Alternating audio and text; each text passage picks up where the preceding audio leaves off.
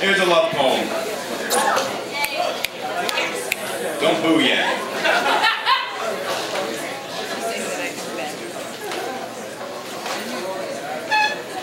One. Y'all shut the fuck up. Ooh, too much? All right. One. Perhaps above all else, I miss the stillness amid the hailstorm. I, a dancer with ill-formed legs, and she, a pair of 64-inch crutches, the two of us twirling about the ballroom once everyone else had gone home. I miss the three-part harmony of tattoo guns, bodega neon, and chattering teeth, the long bated breaths I watched her chisel into science. I even miss that McDonald's on Bleecker Street. I miss New York. 2. I fucking hate New York. But for one night, we patrolled the sidewalks like we owned them.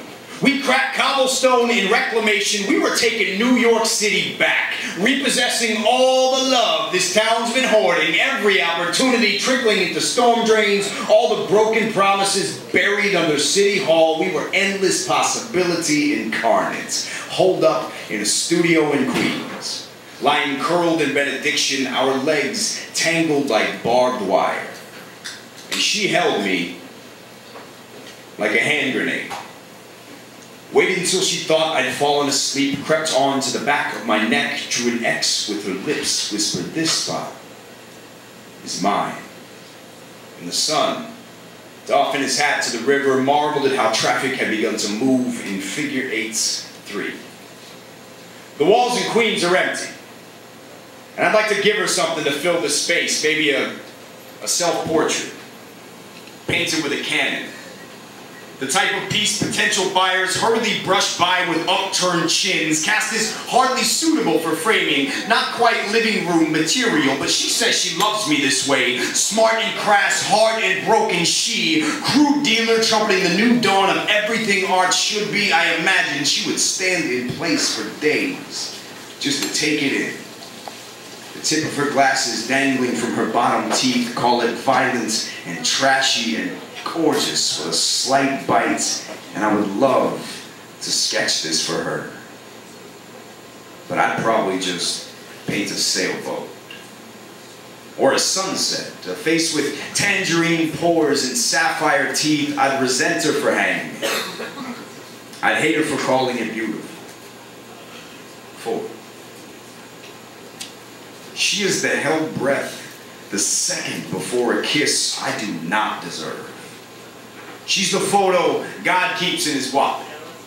The one I hide in the fissures of my heart beside the cobblestones and figure eights, the sailboats and hand grenades. I am nothing more than a small boy in the corner, hacking legs off of tables to make himself feel tall. But I will hide her here until I am reborn a man.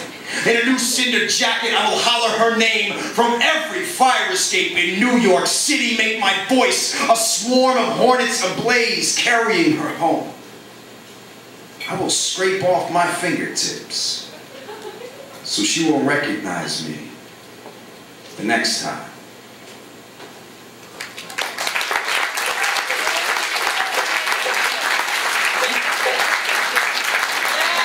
Yeah.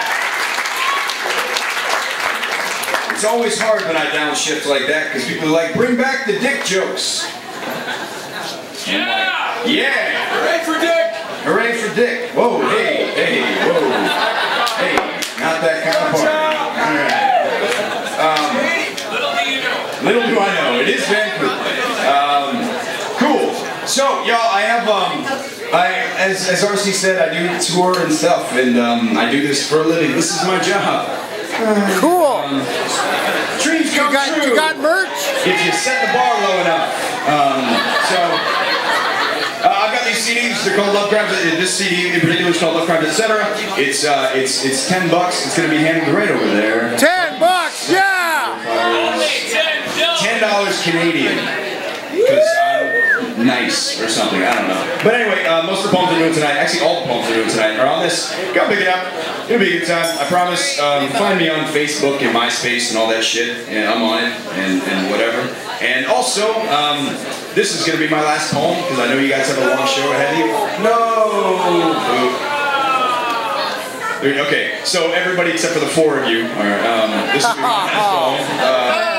No, we want more. Why do I keep fucking with this mic stand? We all do. I don't know. What? Okay. Alright. Quiet. Jesus. Fucking Apollo? Jesus. So petulant today. Vitriol. Okay, alright, for real. Poem time. It's embarrassing to hear the stories across the dinner table every holiday, but when I was a boy, I used to be quite the little dancer. Someone would put a record on and I'd cut loose, right? Like a mercenary, getting paid in rhythm, dancing like everyone was watching, like scalping tickets around the corner to get into, because I had fucking moves, son. And at 5 years old, you do it because you want to.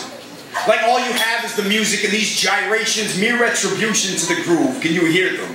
The bass lines, pulsing in the floor like the heartbeat of some gorgeous hell. That fat-bellied organ gurgle, the 6 strings, the horn section, hot enough to melt your sneakers to the sidewalk, the crackle of the stylus, the crystal clap of the crossfade. Roll the wax back to the time it was just you and your pop. Living rooms, Saturday mornings, working it out to 45s when Pop knew every word, every step, bottle caps in his soles make him rat-tat-tat-tat. But at some point, we grow up. We become self-aware. We begin analyzing every pop and slide the same way I grew a greasy-ass veil to cover my face. Whatever the reason you scribbled "fuck the world" on your backpack. Whatever it is that compels boys and girls to stand on opposite sides of the gym. When dance becomes a stamp collection, we forbid ourselves from revealing, and I wonder if this is why my pop quit dancing too. And no. He never had bottle caps in his shoes. He didn't know all the steps. I mean, truthfully, my father cannot dance for shit.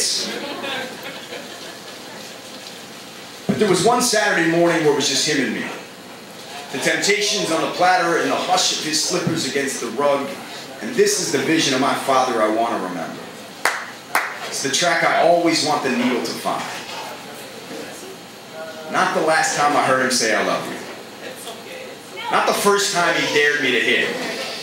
Not the 10 years we spent dragging sacks of each other's petulance uphill, complaining that our backs hurt. Not the shouting matches or the holes in the drywall, his hangdog disappointment and pendulum chin. Not the loaded quips we tossed between trenches or the one jagged tear I pray grace his cheek. It's that one Saturday morning when the lawn went unmowed. No phone calls shipping him off to work, just a man and his son. Getting down. Fucking poorly. It's a Motown record. And this is the father I always remember. Even today, during a near silent car ride when the Temptations come on the radio, we both casually reach for the volume knob. It's a good tune, Jay. Sure is, Pop. And a part of us still dances in our seats. Thanks, y'all.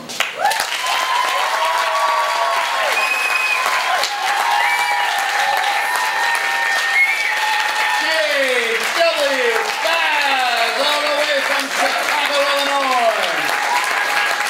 We've got CDs for sale.